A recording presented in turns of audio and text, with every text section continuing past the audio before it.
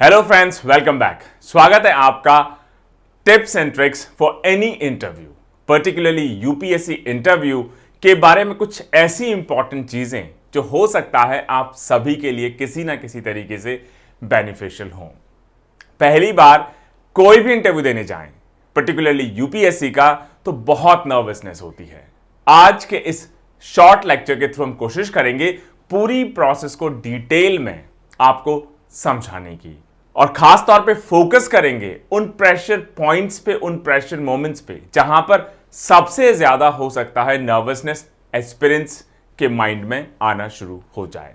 कैसे आप उसके साथ डील करें, क्या पहने, कैसे रूम एंटर करें, कैसे बैठे, कैसे आंसर करें, एटसेट्रा एटसेट्रा एटसेट्रा। ऐसा टॉपिक है दोस्तों जो मुझे लगता है एंडलेस हो सकता है। अगर आप इंटरव्यू के बारे में बात करने लग जाएं, सभी का अपना अपना डिफरेंट परसेप्शन हो सकता है कि किस तरह के कपड़े पहनने चाहिए, कैसे कंडक्ट करना चाहिए, कैसे कैरी करना चाहिए, किस तरीके से आंसर्स करने चाहिए, या आपको किस डायरेक्शन में क्वेश्चंस और आंसर्स को स्टीयर करना चाहिए, ड्राइव करना चाहिए। लेकिन मैं आपको आज अपना एक्सपीरियंस शेयर करूंगा जो मुझे लगता है मेरे रफली 10 ईयर्स के कॉर्पोरेट लाइफ में जो इंटरव्यू दिए, बहुत लोगों के इंटरव्यू लिए, साथ ही साथ यूपीएससी के 2 जो इंटरव्यू दिए, और अब एज एन आईएएस बहुत सारे लोगों के इंटरव्यू लेने का मौका मिलता है, उसके बेस पर होंगे। शुरू से शुरुआत करते हैं। जब भी किसी इंटरव्यू में आप जा रहे हो, मान लीजिए यूपीएससी का ही सही हो सकता है, आपके स्टेट पब्लिक सर्विस कमीशन का हो, पीसीएस का हो, राजस्थान है तो आरएएस का हो, अलग अलग स्टेट्स के अलग अलग जो भी पब्लिक सर्विस कमीशन है उनसे रिलेटेड इंटरव्यू हो सकता है। या मैं कहूंगा सिर्फ गवर्नमेंट जॉब ही क्यों, या एडमिनिस्ट्रेटिव सर्विसेज ही क्यों, इवन कॉर्पोरेट सेक्टर में एनी इंटरव्यू, मुझे लगता है कुछ रूल्स, कुछ ट्रिक्स सभी के लिए किसी ना किसी तरीके से फायदेमंद हो सकती हैं। लेकिन आज का हमारा फोकस रहेगा पर्टिकुलरली यूपीएससी का जो इंटरव्यू होता है, कैसे उसको आप अप्रोच कर सकते हैं। आपका अपना स्टाइल हो सकता है, डिफरेंट स्टाइल हो सकता है, दूसरों के बेटर सजेशंस भी हो सकते हैं, लेकिन मुझे क्या लगता है उसके बेसिस पे आज अपने व्यूज, थॉट्स, एक्सपीरियंसेस शेयर करूंगा। जिस दिन भी आपका मेंस का रिजल्ट अनाउंस होता है, उसी दिन से the clock starts ticking. Time चलना शुरू हो जाता है कि अब जो नेक्स्ट स्टेज है, उन 2 या 2,500 कैंडिडेट्स के लिए जिनको यूपीएससी ने बुलाया है अपने पर्सनैलिटी टेस्ट, जिसको इंटरव्यू भी कहा जाता है, उसके लिए। दोस्तों, सबसे पहले आपको डेट एलोकेट होगी कि इस पर्टिकुलर रोल नंबर्स का किस दिन इंटरव्यू है, फर्स्ट हाफ में है, सेकेंड हाफ में है। आप अपना रोल नंबर देखेंगे, उसके हिसाब से आपको अपनी डेट भी पता चल जाएगी, और वहीं से शुरुआत होता है कि अब कैसे प्रिपेयर करें इंटरव्यू के लिए। मॉक टेस्ट दें, कितने मॉक टेस्ट दें, कैसे शुरू करें, कितना प्रिपेयर करें, उसके बाद मॉक टेस्ट देना शुरू करें, मॉक टेस्ट दे भी या नहीं। तो मुझे लगता है जैसे ही मेंस का रिजल्ट अनाउंस हो, सबसे पहले तो आप पिछले कुछ महीने के करंट अफेयर्स को एक बार फिर से रिवाइज करना शुरू कर दीजिए। बहुत पीछे जाने की मुझे लगता है जरूरत नहीं है, क्योंकि ज्यादातर इंटरव्यूज में जो रिलेटिवली रीसेंट इवेंट्स होते हैं, उन्हीं के बारे में इंटरव्यू पैनल बोर्ड पूछने की कोशिश करता है। तो आपकी शुरुआत होनी चाहिए वहां से। इसके साथ साथ आपका स्टेट कौन सा है, आपका डिस्ट्रिक्ट कौन सा है, उसके बारे में बेसिक नॉलेज, या कोई स्पेशल चीज है तो उसके बारे में भी आपको नॉलेज गेन करनी चाहिए। इसके अलावा आप डेफ का फॉर्म भरते हैं, डिटेल असेसमेंट फॉर्म, तो उस डेफ को भरते हुए भी हो सकता है बहुत सारी डिटेल्स आपने उसमें फुलफिल की हो सकता है आपने उसमें फिल किया हो अपना प्रीवियस एक्सपीरियंस, हो सकता है उसमें आपने फिल किया हो आपके एजुकेशनल क्वालिफिकेशंस, आपको अवार्ड्स मिले हैं, आपका एक्सपीरियंस है, आपकी हॉबीज, आपके इंटरेस्ट, या आपने और किसी इंस्टीट्यूशन के साथ या ऑर्गेनाइजेशंस के साथ या किसी डिफरेंट फील्ड में पहले से कोई कंट्रीब्यूशन किया है, तो उसके बारे में भी इंफॉर्मेशन हो सकती है। तो उस इंफॉर्मेशन को भरते वक्त, और एक बार आपने डेफ फॉर्म में भर के उसको सबमिट कर दिया, तो उसके बाद, क्योंकि डेफ फॉर्म बोर्ड के सामने उस वक्त अवेलेबल होगा, और डेफ फॉर्म एक सीवी की तरह होता है, करिकुलम वाइटे की तरह होता है, या आपके पूरा डिटेल जिसमें आपका एजुकेशन क्वालिफिकेशन, स्कूलिंग कहां से हुआ, किस चीज में ग्रेजुएशन किया, पोस्ट ग्रेजुएशन किया, पहले जॉब करते थे, नहीं करते थे, क्या आपकी प्रेफरेंस है सर्विस को लेके, साथ ही साथ डिफरेंट डिफरेंट कार्डर्स को लेके, और आजकल क्योंकि प्रेफरेंसेस जोन वाइज भरी जाती हैं तो उस पर भी कई सारे क्वेश्चंस बन सकते हैं।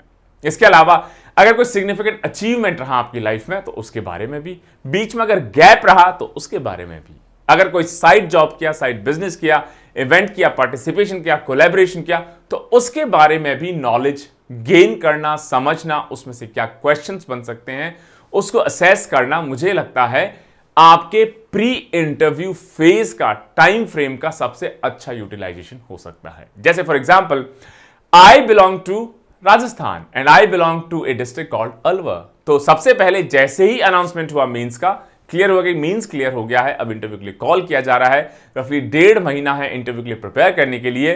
तो पहले 15 दिन में तो पिछले जो 2 महीने के या 3 महीने के करंट अफेयर्स थे सबसे पहले उनको रिवाइज किया। उसके बाद अगले 2-3 दिन के अंदर आपके स्टेट से रिलेटेड, डिस्ट्रिक्ट से रिलेटेड या आपका जो प्रीवियस एक्सपीरियंस रहा है, फॉर एग्जांपल मेरा ऑलमोस्ट 9 साल का कॉर्पोरेट एक्सपीरियंस रहा in different parts of the world, in different companies and capacities, in British Petroleum, in Shell, in Schlumberger. तो उस एक्सपीरियंस पे, ऑयल सेक्टर के एक्सपीरियंस पे क्या क्या क्वेश्चंस पूछे जा सकते हैं उसको थोड़ा सेल्फ असेस करिए, उनको लिस्ट डाउन करिए कि ये पर्टिकुलरली इस टाइप के क्वेश्चंस हो सकते हैं, और सिर्फ माइंड में नहीं, उनको प्रॉपर्ली आप लिखिए, उनके आंसर्स को सोचने की कोशिश करिए, और उसके बाद आप अपना सेल्फ रिहर्सल स्टार्ट कर दीजिए। मुझे लगता है कि इंटरव्यू जब भी आपका शेड्यूल्ड है उससे रफली 20-25 डेज पहले मॉक टेस्ट देना एक अच्छी स्ट्रैटेजी हो सकती है। बहुत सारे लोग हैं बहुत ज्यादा मॉक टेस्ट के चक्कर में पड़ जाते हैं कि वाजीराम का भी दे लूं या चाणक्य का भी दे लूं या विजन आईएएस का भी दे लूं या खान स्टडीज का भी दे लूं या और भी बहुत सारे इंस्टीट्यूशंस, एवेन्यूज हो सकते हैं। मुझे लगता है बहुत ज्यादा इंटरव्यूज के पीछे नहीं पड़ना चाहिए। मुझे लगता है 2 या 3 या मैक्सिमम 4 इंटरव्यूज या मॉक इंटरव्यूज सफिशिएंट होते हैं आपको अपना जो रिफ्लेक्शन है कि आप कैसे एंटर करते हैं, कैसे कंडक्ट करते हैं, कैसे आंसर करते हैं। और ऐसे इंटरव्यूज मुझे लगता है देना ज्यादा सेंसिबल, ज्यादा प्रोडक्टिव होगा, जो आपको उसकी सीडी रिकॉर्डिंग भी बाद में अवेलेबल करवाएं, क्योंकि उस सीडी को देख के आप बहुत सारी चीजें सेल्फ असेस कर पाएंगे कि मेरा कंडक्ट कैसा रहा, मेरा ड्रेसअप कैसा रहा, मेरा रिएक्शन कैसा होता है, मैं नर्वस होता हूं तो कैसे बिहेव करता हूं, और उसी चीज को आप अगले मॉक इंटरव्यू से पहले ठीक करने की कोशिश करिए। हो सकता है जब आप एंटर कर रहे हो तो प्रॉपर आपका अप्रोप्रिएट बिहेवियर ना हो, तो जो आपको फीडबैक मिलता है इंटरव्यू पैनल से, साथ साथ उस सीडी को बार बार आप देखिए और समझिए और बेटर कैसे हो सकता है। उसके बाद कैसे आप परमिशन मांगते हैं चेयर पे बैठने की, कैसे आप बैठते हैं, कोई क्वेश्चन पूछा जाता है किसी बोर्ड मेंबर द्वारा तो कैसे आप रिस्पॉन्ड करना शुरू करते हैं, क्या आप उसको क्वेश्चन पूरा करने देते हैं, बीच में ही जवाब देना शुरू कर देते हैं, या बीच में जवाब देते देते आप डाइग्रेस होना शुरू हो जाते हैं किसी और टॉपिक पे, या जो पूछा नहीं गया उसके बारे में भी आप ज्ञान देना शुरू कर देते हैं। बहुत डिफरेंट स्टाइल होता है सबका। बहुत सारे लोग एकदम टू द पॉइंट आंसर करते हैं, उसके बाद रुक जाते हैं। बहुत सारे लोग जो पूछा है वो तो बताएंगे, उसके अलावा उससे रिलेटेड जो भी उनको आता है उसको भी बताना शुरू कर देते हैं एक्स्ट्रा स्मार्टनेस को प्रूव करने के लिए। बहुत बार ये एक्स्ट्रा स्मार्टनेस काउंटर प्रोडक्टिव भी हो जाती है। तो ऐसे आप स्टार्ट करिए कि शुरू के 10 या 15 दिन में करंट अफेयर्स को रिवाइज करिए, 2-3 दिन, 4 दिन, 5 दिन में आपका जो बाकी मिसलेनियस सेट ऑफ इंफॉर्मेशन है, आपके एजुकेशन बैकग्राउंड के बेसिस पे, आपके प्रीवियस एक्सपीरियंस के बेसिस पे, आपके डेफ के बेसिस पे, आपने जो चॉइसेस भरी हैं कार्डर की, सर्विस की, उस पर भी क्वेश्चंस हो सकते हैं। हॉबीज, या आपने पहले किसी एनजीओ के साथ या किसी इंस्टीट्यूशन के साथ, किसी ऑर्गेनाइजेशन के साथ कोई भी एसोसिएशन रखा है, कुछ प्रोडक्टिव आपने काम किया है, सोशल सर्विस की है, तो उसको भी आप प्रिपेयर करिए। डेफ में आपने मेंशन किया ही होगा कैसे, किस टाइप के क्वेश्चंस बन सकते हैं। और अगर आपने डेफ में कुछ भी ऐसा लिखा है जो आपने सच में नहीं किया, तो पहली बात तो ऐसा करना ही नहीं चाहिए। लेकिन अगर आपने किसी वजह से ऐसा कर दिया हो तो मुझे लगता है उस पार्ट की आपको अच्छी प्रिपरेशन करनी चाहिए। अगर आपने अभी तक उस काम को सच में नहीं किया है तो इस टाइम को यूज करके आप उस पर्टिकुलर एरिया या ऑर्गेनाइजेशन या जगह को विजिट करके gate a good proper real feel for it. सिर्फ किताबों से पढ़ने से, यूट्यूब वीडियो देखने से आप वो आंसर नहीं कर पाएंगे।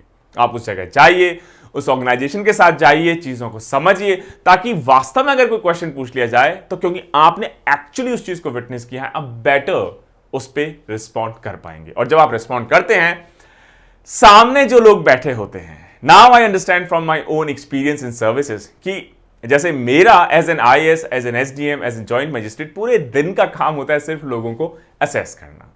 सुबह से लेके शाम तक अलग अलग फील्ड से, एजुकेशन से होंगे, एग्रीकल्चर से होंगे, फार्मर्स होंगे, एजुकेशनिस्ट होंगे, एकेडमिशियंस होंगे, नगर पंचायत से रिलेटेड होंगे, पब्लिक रिप्रेजेंटेटिव्स होंगे, डिफरेंट डिफरेंट NGOs से होंगे। तो पूरे दिन you have such a diverse range of stakeholders कि आपको आइडिया हो जाता है कौन क्या बोल रहा है, कैसे बोल रहा है, सच बोल रहा है, झूठ बोल रहा है, ज्यादा बोल रहा है, फेंक रहा है, या रियलिस्टिक है, या सिर्फ आपको अच्छा फील करवाने के लिए बोल रहा है। तो मुझे लगता है अगर आप बोर्ड को कुछ ऐसा बोलने की कोशिश करेंगे, ऐसे बिहेव करने की कोशिश करेंगे जो रियल नहीं है, I think you have one of the very smartest lots out there in the boardroom. तुरंत पकड़ लेंगे। इंटरव्यू पैनल इतने स्मार्ट लोगों का, इतने एक्सपीरियंस लोगों का, जो 30, 35, 40 ईयर्स तक सर्विस में होते हैं, चीफ सेक्रेटरी या हायर अप से रिटायर होते हैं, इतना वास्ट एक्सपीरियंस होता है। ईयर आफ्टर ईयर वो इंटरव्यूज लेते हैं डिफरेंट डिफरेंट एग्जाम्स के, डिफरेंट डिफरेंट ऑर्गेनाइजेशंस के, डिफरेंट डिफरेंट पोस्ट के। तो उनको एग्जैक्टली पता होता है कि लोग कैसे किस बात पे रिएक्ट करते हैं। और ऐसा कहा जाता है कि बोर्ड में एक साइकोलॉजिस्ट, साइकेट्रिस्ट भी शायद उसमें हो सकते हैं, जो असेस करें साइलेंटली बैठ के कि आपके रिएक्शंस, आपकी नर्वसनेस, आपका प्रेशर, परफॉर्मेंस कैसा है, एटसेट्रा एटसेट्रा को। तो मुझे लगता है सबसे पहले तो आप फेयर रहिए अपने डेफ में। अगर आपने कुछ ऐसा लिख दिया है जो रियल नहीं है तो उसकी प्रिपेयर करिए। आपने जो रियल रखा है उसके बारे में तो डेफिनेटली प्रिपेयर करिए ही करिए। तो यह हुआ प्री मॉक इंटरव्यू प्रिपरेशन, कुछ ऐसी चीजें जिन पे फोकस करना बहुत जरूरी है। और उसके बाद फिर जब आप मॉक इंटरव्यू देने के लिए जाते हैं, कोई भी इंस्टीट्यूशन आप चूज कर लीजिए, बहुत सारे मार्केट में आते हैं जाते हैं, अच्छे कहलाते हैं, बुरे कहलाते हैं। तो मुझे लगता है कैसे आपने उस इंटरव्यू में परफॉर्म किया उसके बजाय आपको फोकस करना चाहिए किस किस चीज को मुझे इंप्रूव करना है। बोर्ड भी आपको फीडबैक देगा, उससे कहीं ज्यादा होगा रिप्ले आपके एक्चुअल बिहेवियर का, कि आप एंटर कर रहे हैं तो नर्वस तो नहीं है, हाथ आपके सीधे हैं, स्टेडी हैं, बार बार आप हाथों को आगे ला रहे हैं। नर्वस होने की वजह से आप स्टैमर करना शुरू कर देते हैं, या कोई हमिंग साउंड करना शुरू कर देते हैं, या क्वेश्चन पूछा मेंबर ए ने, आप आंसर दे रहे हैं मेंबर सी को, या क्वेश्चन पूछा मेंबर डी ने, आप आंसर दे रहे हैं चेयरमैन को, या क्वेश्चन पूछा चेयरमैन ने, आप चारों तरफ घूम के आंसर दे रहे हैं। बहुत सारी चीजें हो सकती हैं। बॉडी जेस्चर्स भी बहुत इंपॉर्टेंट होते हैं, क्योंकि वो रिफ्लेक्ट करते हैं आपके लेवल ऑफ कॉन्फिडेंस को, वो रिफ्लेक्ट करते हैं आपके लेवल ऑफ नॉलेज को, वो रिफ्लेक्ट करते हैं आपकी पर्सनैलिटी को इन ए वे। तो जब आपने पहला मॉक इंटरव्यू दिया, उससे आपने फीडबैक लिया, परेशान नर्वस होने की जरूरत नहीं है। मेरा एक्सपीरियंस रहा है कि जो मॉक इंटरव्यू के जो इंस्टीट्यूशंस हैं, उनको खुद को नहीं पता कि यूपीएससी का रियल इंटरव्यू कैसा होता है। ज्यादातर मॉक इंटरव्यूज फर्जी होते हैं। They do not give you proper feel of what a real UPSC interview is. तो अगर वहां से खराब फीडबैक भी मिले, कोई टेंशन लेने की जरूरत नहीं है। मैंने ऐसे बहुत सारे कैंडिडेट्स देखे हैं, they do remarkably well in this mock interviews, लेकिन जब रियल यूपीएससी इंटरव्यू में एंटर करेंगे तो फिर बहुत अच्छा परफॉर्म नहीं कर पाते। एंड वाइस वर्सा, उल्टा भी होता है। मॉक इंटरव्यू में शायद आप इतना अच्छा ना करें, लेकिन यूपीएससी इंटरव्यू में शायद आप बहुत अच्छा परफॉर्म करें। तो मॉक इंटरव्यूज बिल्कुल भी बेंचमार्क नहीं हो सकते इस बात के कि आप रियल इंटरव्यू में कैसा परफॉर्म करेंगे। पहला मॉक इंटरव्यू दिया, उससे सीखा, चीजों को एनालाइज किया। सेकेंड मॉक इंटरव्यू दीजिए किसी और इंस्टीट्यूशन में, not in the same institution. कोई मतलब नहीं है 2-3-4 इंटरव्यूज देना चाणक्य, 2-3-4 इंटरव्यूज वाजीराम के, 2-3-4 इंटरव्यू खान के, 2-3-4 इंटरव्यू विजन आईएएस के। नहीं, हो सकता है वो पर्टिकुलर पैनल एक तरीके से स्टीरियोटाइप्ड हो ऑलरेडी, तो इसलिए आप दूसरे पैनल के पास जाइए। हो सकता है वो डिफरेंट टाइप का एक्सपीरियंस आपको दे, उससे अपनी गलती को सुधारिए। फिर से रिप्ले करिए अपनी असेसमेंट को कि पिछली बार फर्स्ट मॉक में जो मैंने मिस्टेक की थी, क्या मैंने इस बार उसको सुधारा। सेकंड जो मॉक है उसको भी एनालाइज करिए, उसकी मिस्टेक्स को भी आप सुधारिए, और फिर आप थर्ड मॉक दीजिए। और मुझे लगता है fourth mock should get you in a shape to appear for the actual UPSC interview. मुझे लगता है 4 मॉक से ज्यादा it's a waste of time, it's overdoing it. हो सकता है आपको और ज्यादा नर्वस कर दे, काउंटर प्रोडक्टिव कर दे। माइंड को पीस भी चाहिए। पता लगा एक अच्छा गया, दूसरा खराब गया, तीसरा अच्छा गया, चौथा खराब किया, यू आर पजल्ड कि am I truly ready for it. बेवजह का प्रेशर अपने ऊपर ले लेंगे, फ्री माइंड से जाएंगे, तो मुझे लगता है कहीं ज्यादा अच्छा परफॉर्म कर पाएंगे। जैसे मैंने अपने पहले अटेम्प्ट में इतने साल के एक्सपीरियंस के बाद भी 2 मॉक इंटरव्यूज दिए, और सेकंड अटेम्प्ट में मैंने एक भी मॉक इंटरव्यू नहीं दिया। फर्स्ट अटेम्प्ट में 167 मार्क्स और सेकंड अटेम्प्ट में 198 मार्क्स। तो मुझे लगता है जब बिल्कुल प्रिपेयर नहीं किया, फ्री माइंड से किया, जो मन में था कह दिया, सच था कह दिया, टू द पॉइंट आंसर दिया, तो बोर्ड ने उसको कहीं ज्यादा अप्रिशिएट किया rather than over practising, overdoing, over preparing for it. Clear है? ये आपकी प्रेपरेशन मॉक इंटरव्यूज की, या क्या क्या चीजें आप कवर कर सकते हैं prior to your actual interview तक। उसके बाद जिस दिन इंटरव्यू होगा उस दिन सबसे पहले आप, मुझे लगता है 7:30-8 बजे के आसपास पहुंच जाएंगे यूपीएससी भवन, द फेमस यूपीएससी भवन ऑन शाहजहां रोड। उसके बाद बाहर लाइन लगना शुरू हो जाती हैं, कोई कोट, कोई पैंट, कोई साड़ी, कोई टाई, कोई विदाउट टाई, विदाउट कोट, अलग अलग टाइप के टायर में आपको लोग मिलना शुरू हो जाएंगे, बैग लटका के, कोई पूछ रहा है, कोई पढ़ रहा है, कोई पुराने दोस्त। मुझे लगता है वहीं से आपका माइंड शुरू हो जाएगा चलना कि यार मैंने तो इस कलर का पैंट पहना है, मैंने ब्लू पहन लिया, क्या ग्रे पहनना चाहिए था, या मैंने ब्लैक पहन लिया, कहीं ज्यादा डार्क तो नहीं हो गया, शर्ट मेरी हल्की सी ब्लू है रादर देन क्रीम या ऑफ वाइट। मुझे लगता है कोई भी डिसेंट आप क्लोथिंग पहन सकते हैं। बोर्ड सिर्फ इतना शायद उसमें देखेगा कि वो डिसेंट होनी चाहिए, एलिगेंट होनी चाहिए, लाइक ए ऑफिस होनी चाहिए। वो हो सकता है सिंपल ग्रे कलर का सूट हो विद ए एलिगेंट टाई और एक ऑफ वाइट शर्ट हो या लाइट ब्लू शर्ट हो। To me that works the best. बाकी सबकी अपनी अपनी चॉइस हो सकती है। कोई हो सकता है ग्रे के बजाय ब्लू पहनना चाहे, ब्लू के बजाय ब्लैक पहनना चाहे, सबकी अपनी चॉइस है, बट एलिगेंट होना चाहिए, बहुत तड़क भड़क नहीं होना चाहिए। बेवजह की टाई पिन, वाई पिन, मुझे लगता है ये फालतू का ड्रामा इतना नहीं होना चाहिए। एलिगेंट ड्रेसिंग, साड़ी पहन सकते हैं, मुझे लगता है सलवार सूट भी आप पहन सकते हैं, इंडियन अटायर परफेक्टली एक्सेप्टेबल। आप चाहें तो बिजनेस सूट भी पहन सकते हैं, females also, so depending on what you feel comfortable with. उसके बाद जब आपका रोल नंबर अनाउंस किया जाएगा फर्स्ट हाफ सेकंड हाफ के हिसाब से, क्योंकि आप फर्स्ट हाफ में तो शुरुआत में जाएंगे, सेकंड हाफ में तो जनरली 1 बजे के बाद आप जाते हैं। आपको सबसे पहले लाइन में लगाकर ले जाया जाएगा लेफ्ट हैंड साइड में, जहां पे डॉक्यूमेंट्स चेक होते हैं। वहां पे आपको सबको बिठाया जाएगा, भीड़ बड़ी होगी, तब तक आपको बोर्ड के बारे में बिल्कुल आइडिया नहीं होगा। वहां पर आपके सारे जो डॉक्यूमेंट्स हैं, आपकी 10th की मार्कशीट, आपकी 12th की मार्कशीट, आपका डिग्री सर्टिफिकेट, हो सकता है आपका कास्ट सर्टिफिकेट, आपका इनकम सर्टिफिकेट, ये सारी चीजें उस कमरे में चेक की जाएंगी। आपके फोटोग्राफ्स फॉर एग्जांपल, आपका ID card, etcetera etcetera etcetera, वहां आपको बिठाए रखा जाएगा। और उसके बाद फिर बैचेस में इंटरव्यू स्टार्ट होंगे। उसके बाद जो गोल रोटुंडा बिल्डिंग है, वहां पर स्मॉल बैचेस को कॉल किया जाएगा कि रोल नंबर इतने से इतने, इतने से इतने, ग्रुप नंबर इतने से इतने, इतने से इतने, आप वहां पर जाइए। डॉक्यूमेंट्स आपके चेक हो गए, वहीं से नर्वसनेस सेट होना शुरू हो जाती है। शुरुआत में आप जैसे इस रूम को एंटर करते हैं तो अब तो आप जोश में होते हैं कि डॉक्यूमेंट्स मांगे जा रहे हैं, फटाफट अपने डॉक्यूमेंट्स दिखा रहा हूं। जब डॉक्यूमेंट्स चेक हो जाएंगे फिर आप बिना किसी काम के वहां बैठे रहेंगे। फोन आपके अलाउड नहीं होते, फोन जमा करवा लिए जाते हैं, तो आपके पास ना इंस्टाग्राम है, ना फेसबुक है, ना व्हाट्सएप है, विच इज ग्रेट। लेकिन क्योंकि वो आदत है स्क्रॉल करने की, तो बैठे बैठे सोचने लगते हैं अब क्या होगा, व्हाट इज नेक्स्ट, कौन सा बोर्ड है, कौन सा बोर्ड है, कौन कौन बोर्ड मेंबर्स हैं, क्या पूछ लेंगे, अरे अब स्टार्ट होने वाला है, बहुत कम टाइम बचा है। You know, human nature. Keep your mind काम, शांत रखिए अपने दिमाग को कि ठीक है जब कॉल करेंगे तो ऑफकोर्स हम लोग भी जाएंगे। जैसे इतने सालों से एग्जाम्स हो रहे थे, सालों से इंटरव्यूज हो रहे थे, सालों से सिलेक्शन हो रहे हैं, व्हाट्स द बिग डील, जब बुलाया जाएगा चले जाएंगे, क्यों लोड लेना उस चीज का।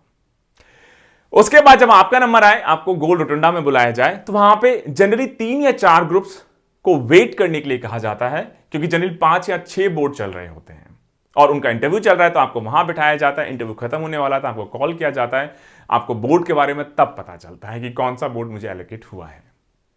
तो गोल रोटुंडा बिल्डिंग में जो मेरा एक्सपीरियंस रहा है, लोगों से पूछा है, रफली 20 मिनट्स तक, 25 मिनट्स तक, इन सम केसेस 30 मिनट्स तक हो सकता है आपको वेट करना पड़े। वहां पर न्यूज़पेपर्स भी होते हैं। मुझे लगता है उस टाइम को यूज करना बड़ा इंपॉर्टेंट है। बहुत बार होता है बोर्ड मेंबर्स सुबह सुबह कोई न्यूज पढ़ के आते हैं और उनके माइंड में क्लिक कर जाती है। तो अगर आपने उस दिन का न्यूज़पेपर, क्योंकि आप बहुत जल्दी आ गए, हो सकता है आपने ना पढ़ा हो, बाहर न्यूज़पेपर अवेलेबल नहीं होगा, रोटुंडा बिल्डिंग में आपके लिए न्यूज़पेपर्स अवेलेबल होंगे। फटाफट फ्लिप कर लीजिए 1-2 न्यूज़पेपर्स के थ्रू, कि कोई लेटेस्ट न्यूज तो मेरे माइंड से नहीं रह गई। मेरे सेकंड इंटरव्यू में शुरुआत के 3 या 4 क्वेश्चन उस दिन के न्यूज़पेपर से ही पूछे गए, और क्योंकि मैंने उस न्यूज़पेपर को पढ़ा, प्रेजेंस ऑफ माइंड, मैं आंसर कर पाया। उसके बाद उस रोटुंडा बिल्डिंग में सबसे ज्यादा नर्वसनेस मैं कहूंगा, आपको लगता है अब पता नहीं कब बुला लिया जाए, पता नहीं कौन सा बोर्ड होगा, किस तरफ होगा, स्ट्रक्चर भी आपने अंदर का नहीं देखा होता। तो रोटुंडा बिल्डिंग से स्ट्रेट आप एग्जिट करेंगे, कुछ बोर्ड्स लेफ्ट हैंड साइड में होंगे, कुछ बोर्ड्स राइट हैंड साइड में होंगे। सेमी सर्कुलर आर्क में बोर्ड्स बैठते हैं अलग अलग चेंबर्स में, जो भी उस बोर्ड के चेयरमैन होंगे उनके पर्टिकुलर रूम में। तो जैसे ही आपसे पहले जो भी कैंडिडेट्स हैं उस पर्टिकुलर बोर्ड के जो आपको एलोकेट हुआ है, उसका इंटरव्यू जब खत्म होने वाला होगा, मान लीजिए 25, 30, 40 मिनट्स के आसपास उसको हो गए, तो आपको अनाउंसमेंट होगा, बुलाया जाएगा कि आप जाइए बाहर उस कमरे के एक चेयर लगी हुई है, वहां पर वेट करिए। मुझे लगता है वो पीक नर्वसनेस पॉइंट होता है। एकदम दिल की धड़कनें तेज हो जाएंगी, आपको लगेगा पता नहीं अब कब मुझे अंदर बुला लिया जाए, पता नहीं ये डोर कब खुलेगा, पहले वाला कैंडिडेट बाहर आएगा, मुझे अंदर जाना पड़ेगा। आप सोचना शुरू कर देंगे कि परमिशन कैसे लूं, हाथ आगे बढ़ा के बोलूं, मैं आई कम इन सर, मैं आई कम इन मैडम, या सीधा घुस जाऊं, या हाथ स्ट्रेट रखूं और ऐसे पूछूं। बहुत सारे क्वेश्चंस, कौन कौन बोर्ड में और होगा, कैसे कैसे क्वेश्चंस पूछेंगे, कैसे आंसर करूंगा, कैसे बैठूं, कैसे हैंड जेस्चर करूं, कैसे वेव करूं, नहीं करूं, अगर पूछा जाए तो उससे ज्यादा तो बता दूं, नहीं बताऊं, बहुत सारे क्वेश्चंस। मुझे लगता है कीप योर माइंड काम, कि जब दरवाजा खुलेगा, अंदर बुलाया जाएगा, बिना नर्वस हुए, बिना अपनी हार्ट बीट बढ़ाए, बिना ब्लड प्रेशर बढ़ाए, आराम से दरवाजा खुला, पहले के कैंडिडेट को आप आराम से बाहर जाने दीजिए।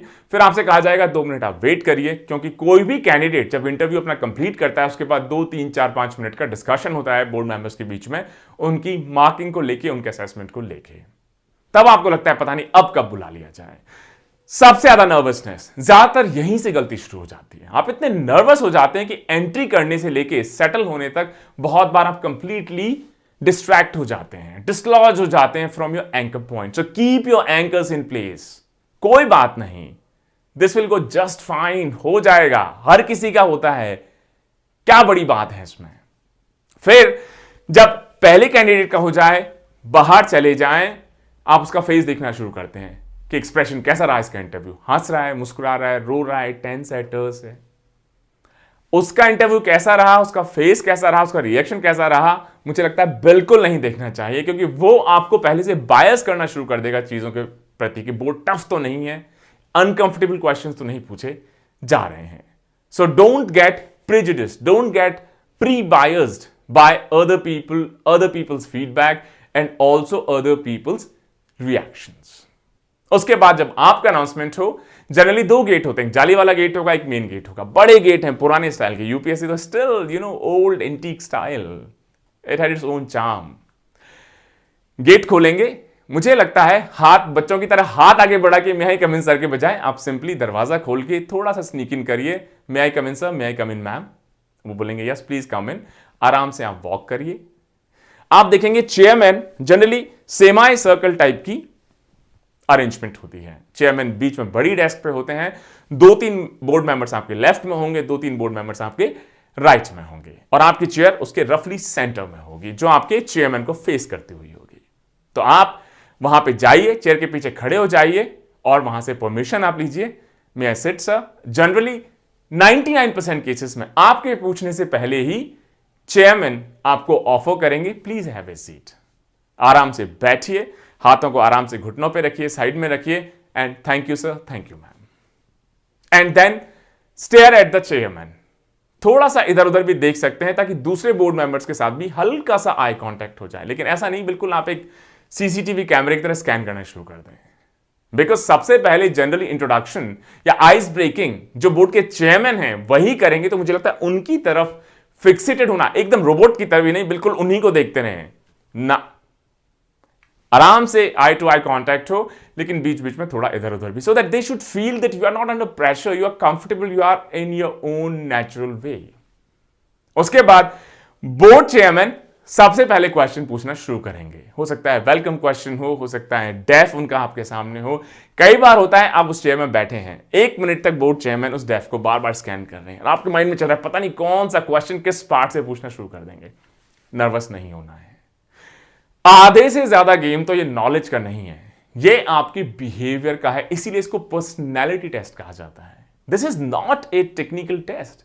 आप प्री दे चुके, आप इतना कॉम्प्रिहेंसिव मेंस दे चुके, टेक्निकल नॉलेज तो आपकी ऑलरेडी टेस्ट हो चुकी है, अब और बोर्ड नई टेक्निकल नॉलेज क्या टेस्ट करेगा? ये टेस्ट है आपकी पर्सनैलिटी का, कैसे आप चीजों को एनालाइज करते हैं, कैसे आप रिस्पॉन्ड करते हैं, प्रेशर सिचुएशंस को कैसे आप डील करते हैं, स्टेक होल्डर्स को आप कैसे आइडेंटिफाई करते हैं, कैसे कॉन्वर्सेशंस में एंगेज करते हैं, और कैसे टू द पॉइंट, बेवजह की फालतू की बकबक नहीं, टू द पॉइंट आप आंसर करते हैं, कैसे आप कर्टियस रहते हैं, कैसे आप रिस्पेक्टफुल रहते हैं। यही है पर्सनालिटी टेस्ट ऑफ यूपीएससी, जो मुझे लगता है ऑलमोस्ट सभी इंटरव्यूज के लिए, be it private sector, public sector, government sector, corporate sector, सभी में इक्वली एप्लीकेबल बहुत सारे इसके एलिमेंट्स हो सकते हैं। उसके बाद जब आपसे क्वेश्चन पूछना शुरू करें तो कई तरह के जनरल क्वेश्चंस कैंडिडेट के माइंड में होते हैं। सर वो जितना पूछे उतना ही बताऊं या उससे रिलेटेड कुछ मुझे और भी इंफॉर्मेशन है वो बताऊं? मेरा पर्सनल एडवाइस है, जितना पूछा जाए सिर्फ उतना ही जवाब देना है। हां और ना में पूछा जाए तो सिर्फ हां और ना ही जवाब देना है। उसको बेवजह बिना पूछे एलैबोरेट करना शुरू नहीं कर देना है। जस्ट बिकॉज यू नो, आपको पता है, इसका मतलब ये नहीं आप ज्ञान उड़ेना शुरू कर दें बिना पूछे। अगर उनका मन होगा उसकी डिटेल्स के बारे में पूछने का तो definitely they will be follow up question, वो आपसे नेक्स्ट क्वेश्चन पूछेंगे उसके बारे में।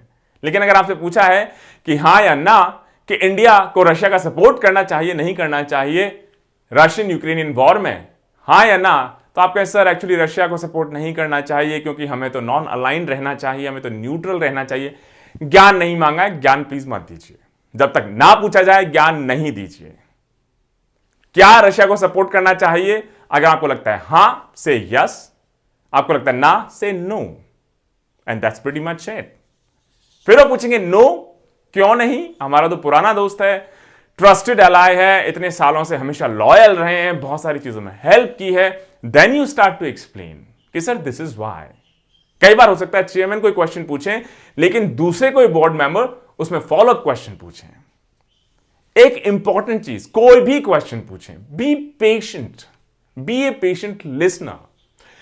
बहुत बार जैसे क्वेश्चन पूछना शुरू करते हैं, ह्यूमन नेचर कि आप उनके क्वेश्चन खत्म करने से पहले ही अपना आंसर देना शुरू कर देंगे, क्योंकि आपको लगता है मैं तो क्वेश्चन समझ गया ऑलरेडी, मुझे पता है क्या पूछ रहे हैं।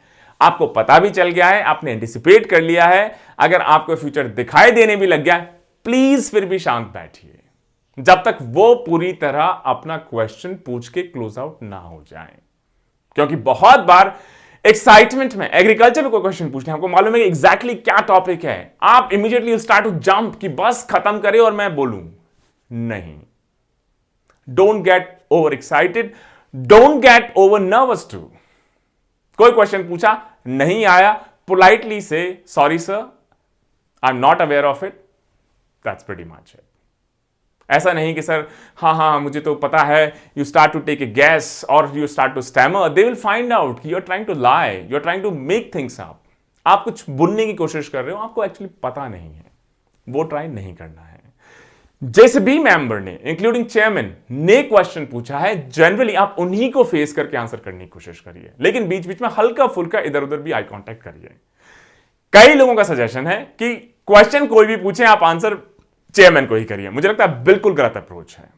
जिसने क्वेश्चन पूछा है ऑब्वियसली आप उसी को आंसर करेंगे। अगर आपको लेफ्ट साइड के मेंबर नंबर 2 ने क्वेश्चन पूछा है तो आप हल्का सा लेफ्ट साइड टर्न करिए, जब वो क्वेश्चन पूछ रहे हैं उनसे आई कांटेक्ट करिए, उनका क्वेश्चन समझिए आई कांटेक्ट के साथ साथ, फिर आप 2 सेकंड का पॉज ले सकते हैं to process the question, to process your answer, and उसके बाद आप उन्हीं को देखते हुए अपना आंसर देना शुरू करिए। बीच में आप एक सरसरी निगाह से चेयरमैन को देख सकते हैं, दूसरे बोर्ड मेंबर को देख सकते हैं, but then come back to the board member who has asked you the question. Same goes for the chairman. अगर चेयरमैन ने क्वेश्चन पूछा है तो उन्हीं की आई में देख के, आई टू आई कांटेक्ट देख के या हल्का सा नीचे देख के उनका क्वेश्चन पहले पूरा सुनिए, 2-3 सेकंड का पॉज आप ले सकते हैं। बहुत सारे लोग जब आंसर देना शुरू करेंगे या क्वेश्चन लिखना शुरू करेंगे तो एकदम नीचे देखना शुरू कर देंगे। मुझे लगता है गलत अप्रोच है। That shows your nervousness. नीचे क्यों देखना है? कोई गुनाह थोड़ी कर दिया। अगर नहीं भी आता तो कोई बात नहीं, व्हाट्स अ बिग डील। मैंने जो सेकंड इंटरव्यू दिया उसमें शुरुआत के 7 सवालों में बोला sorry sir I am not aware of it, sorry sir I am not aware of it, sorry sir I am not aware of it, and I thought कि मैंने अपना इंटरव्यू शायद खराब कर लिया है। बट आई थॉट कोई problem नहीं है, अगर खराब तो खराब, क्योंकि उस वक्त फर्स्ट अटेम्प्ट में I already got into IRS income tax, तो मुझे लगा कोई इशू नहीं है, that's a decent enough job, क्या बड़ी बात है। But I am not going to make up anything which I am not aware of. मैं फालतू में बेवजह कोई ऐसी चीज कहने की कोशिश नहीं करूंगा जो मुझे सच में मालूम नहीं है। तो इस वजह से अगर मुझे कोई चीज पता नहीं थी तो I was very blunt, straightforward, sorry sir, I am not aware of it. And then one of the members he got truly frustrated with it. क्या आपको ये नहीं पता, आप इतने साल जॉब करके आए हैं, इंडिया में आए हैं। क्वेश्चन कुछ ऐसे थे जो मैं शायद आपके साथ शेयर ना कर पाऊं। And then the chairman intervene कि कोई बात नहीं, he does not know, he has been honest about it, let's move to the next board member. So a lot of times you find that support in the board as long as you are honest, you are true to yourself. झूठ मत बोलिए, झूठ बोलने की कोशिश भी मत करिए, और किसी को वहां पर बेवकूफ बनाने की तो मुझे लगता है बिल्कुल भी कोशिश नहीं करनी चाहिए। तो किसी ने क्वेश्चन पूछा, उनकी आई टू आई कॉन्टैक्ट आप करिए, आंसर देना शुरू करिए, बीच में हल्का फुल्का इधर उधर आप करिए, अपना आंसर कंप्लीट करिए टू द पॉइंट। यस और नो तो यस और नो। एग्रीकल्चर के बारे में बोलते एग्रीकल्चर, उस क्वेश्चन के बारे में पूछा, उसी क्वेश्चन के बारे में आंसर दीजिए। पता लगे एग्रीकल्चर में एक सब टॉपिक के बारे में पूछा, पूरा एग्रीकल्चर समझाने लग गया उनको। यहां पूछा फर्टिलाइजर के बारे में, फर्टिलाइजर के अलावा बाकी पेस्टिसाइड्स और ग्राउंड वाटर लेवल और इन सब के बारे में समझाने लगे। Don't do that. जो पूछा है उतना ही बताना है। And that is true in interviews. और जब आप सर्विस में आ जाएंगे तब भी कोई पसंद नहीं करता कि आप बेवजह बहुत ज्यादा एक्सप्लेन करें। पॉइंट टू पॉइंट चीजें चलती हैं in bureaucracy, in administration, and I think they expect the same because they have been through 30-35 years of that mindset, that style of functioning, that administrative style of how things get done, or how people conduct themselves, or how people should conduct themselves. Point to point. कोई question नहीं आए, simply बोल देना sorry sir, I am not aware of it. फिर कोई ना कोई दूसरा बोर्ड मेंबर क्वेश्चन पूछेगा, हो सकता है चेयरमैन फिर से पूछें। कई बार रोटेट भी हो जाते हैं कि पहले चेयरमैन शुरू करें, फिर ये बोर्ड मेंबर, फिर ये बोर्ड मेंबर, फिर चेयरमैन को कुछ इंटरेस्टिंग लग सकता है। तो ऐसा नहीं कि अगर एक मेंबर ने कुछ पूछ लिया तो दोबारा से घूम के गाड़ी वहां पर नहीं पहुंच सकती, ऐसा नहीं है। हो सकता है फिर से उन्हीं के पास पहुंच जाए। सो बी प्रिपेयर्ड फॉर दैट। और थोड़ा हैंड मूवमेंट कोई प्रॉब्लम नहीं है, लेकिन ज्यादा हैंड मूवमेंट आप करने लगे या हाथ बिल्कुल आप रोबोट की तरह करने लगे, नहीं, जस्ट नेचुरली। मतलब जैसे अगर आप चेयर पे बैठे हैं तो आपके नेचुरल जो लेवल है चेयर का, आर्म्स का, उस लेवल पे आप थोड़ा हैंड मूवमेंट कर दें, कोई प्रॉब्लम नहीं है। कई लोग कहते हैं कि सर क्वेश्चन पूछा तो नीचे देखने लग जाएंगे, 4-5 मिनट का पॉज होगा कि I am processing my thoughts. I don't think this is good style. कि बोर्ड आपका वेट कर रहा है कि कब आपका थॉट प्रोसेस खत्म होगा, कब आप आंसर देना शुरू करेंगे। नहीं, 1-2 सेकंड समझ में आता है, नीचे देखने की जरूरत नहीं है, सामने ही देखिए। आई टू आई नहीं देखना, थोड़ा नीचे देख सकते हैं, प्रोसेस करिए, स्टार्ट रिस्पॉन्डिंग। और ऐसे ही होंगे आपके सभी क्वेश्चंस उस रूम में। इंटरव्यू लंबा चला, बहुत सारे लोग उसका इन्फ्रेंस निकाल लेते हैं कि बड़ा लंबा इंटरव्यू चला, मजा आ गया, नंबर आते हैं बहुत कम। लेंथ ऑफ इंटरव्यू का कोई रिलेशनशिप नहीं है आपके मार्क्स, आपकी परफॉर्मेंस से। डेप्थ से, बहुत सारे सेक्शन से हो सकता है क्वेश्चंस ही ना पूछें, आप बड़े नर्वस हो जाते हैं कि अरे इससे तो पूछा ही नहीं, इससे तो पूछा ही नहीं, इतना मैंने अच्छा लिखा था, ये सब चीजें मेंशन की थी। हो सकता है उनको जरूरत महसूस ना हो सकता है उनको दूसरी चीजें ज्यादा इंटरेस्टिंग लगे। तो आपके डेप्थ से पूछा है, नहीं पूछा है, कितना पूछा है, कितनी देर इंटरव्यू चला है, चेयरमैन ने कितने क्वेश्चन पूछे, इसका कोई रिलेशनशिप नहीं है आपकी परफॉर्मेंस से। तो अगर चेयरमैन ज्यादा क्वेश्चन नहीं पूछ रहे हैं, इसका यह मतलब नहीं कि he is not interested in you. Similarly अगर चेयरमैन बहुत ज्यादा क्वेश्चंस पूछ रहे हैं, डोंट गेट हाइपर एक्साइटेड कि अरे वाह chairman loved me, may be not, right.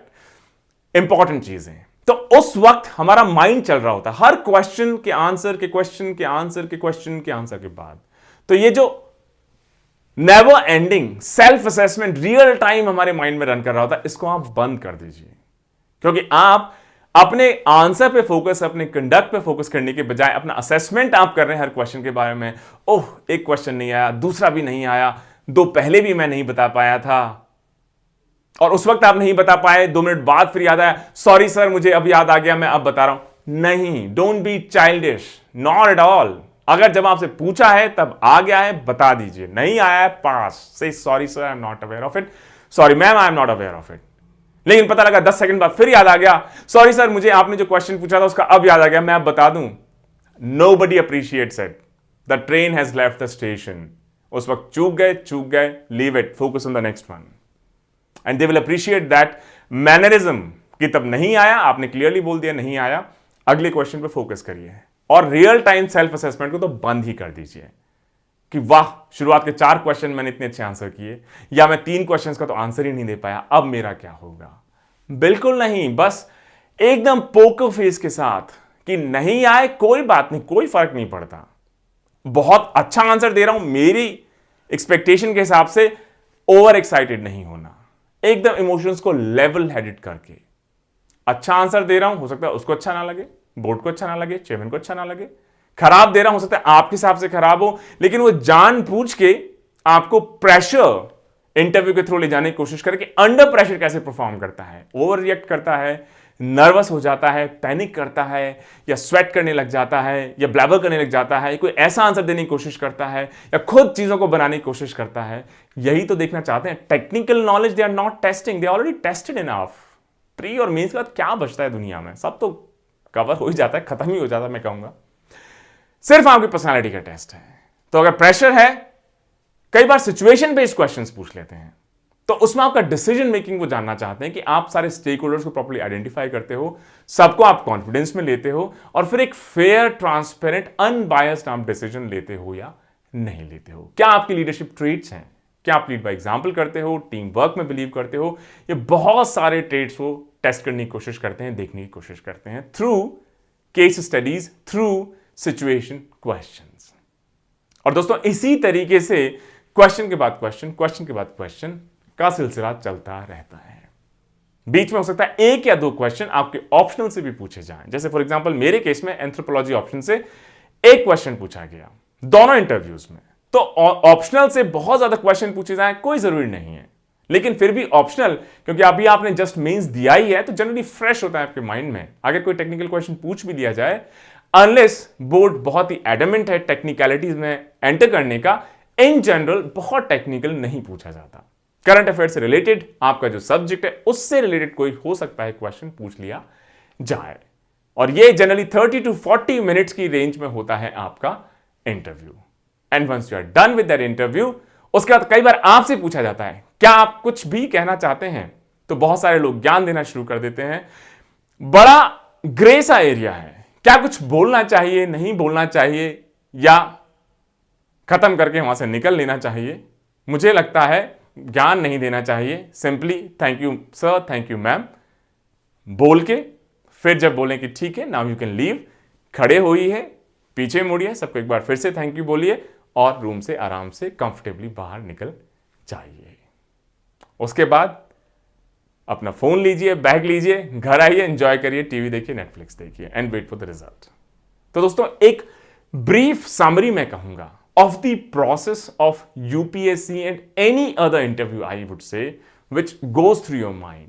कैसे कैसे प्रोसेस चलता है, कहां कहां पैनिक हम हो जाते हैं, किस तरीके से आप इंटरव्यू पैनल को फेस कर सकते हैं, बॉडी जेस्चर्स किस टाइप के हो सकते हैं, ड्रेसिंग किस टाइप की हो सकती है, और किन किन चीजों पे आपको ध्यान देना होगा कि बेवजह आप हाइपर एक्साइटेड ना हो जाएं इस रूम में, बेवजह आप हाइपर नर्वस ना हो जाएं। कई बार ऐसा भी होता है बोर्ड मेंबर्स खड़े हो जाते हैं, कई इंस्टांसेस आप देखेंगे या चेयरमैन वॉक करने लग जाते हैं, तो उसमें नर्वस होने की कोई जरूरत नहीं है। हो सकता है बहुत देर से बैठे हैं, अनकंफर्टेबल हो गए हैं, थोड़ा सा उनको स्ट्रेच करना है, इस वजह से।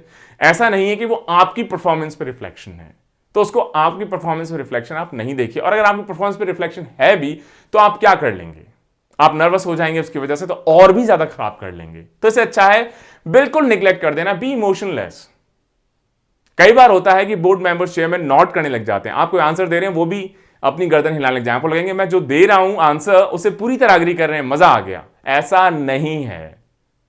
या आप आंसर दे रहे हैं, वो बिल्कुल रिएक्ट नहीं कर रहे हैं, तो आपको लगेगा ये तो बिल्कुल भी मेरे आंसर से अग्री नहीं करते हैं, समझ नहीं रहे हैं, ऑन बोर्ड नहीं है। ऐसा भी नहीं है। उनके रिएक्शन से, उनके बॉडी जेस्चर से, उनकी नॉडिंग से आप कुछ भी गैस नहीं कर पाएंगे। वो नॉट करते हैं, अच्छी बात है, नहीं करते हैं, अच्छी बात है, कम करते हैं, अच्छी बात है, ज्यादा करते हैं, अच्छी बात है। मुझे जो कहना है, इमोशनल इंटेलिजेंस के साथ, पोकर फेस के साथ, बिना खुश हुए, बिना दुखी हुए, बिना नर्वस हुए, बिना पैनिक हुए, या बिना हाइपर एक्साइटेड हुए अपना आंसर देना है, खत्म करना है, wait for the next question, answer देना है, खत्म करना है, wait for the next question, answer देना है, खत्म करना है। और जब खत्म हो जाए, जब वो बोले नाउ यू मे लीव, खड़े होना है, सबको एक बार थैंक यू बोलना है, टर्न करना है, and walk out of the door. मुझे उम्मीद है दोस्तों, ये एक ब्रीफ सेशन ऑन इंटरव्यू आपको पसंद आया होगा। इसके अलावा हमारे चैनल पे हम कुछ लाइव सेशंस भी ऑर्गेनाइज करने की कोशिश करेंगे जिसमें आप रियल टाइम क्वेश्चंस पूछ पाएं। अगर अभी तक हमने जो मटेरियल कवर करने की कोशिश की है इंटरव्यू रिलेटेड, उसमें से कुछ छूट गया हो, आपको क्लैरिफिकेशन चाहिए एडिशनल, अगर आपको कोई इंफॉर्मेशन चाहिए, कोई क्यूरियोसिटी आपके माइंड में है, तो वो आप उन सेशंस के थ्रू क्लैरिफाई कर पाएंगे। Stay tuned. जय हिंद, जय भारत।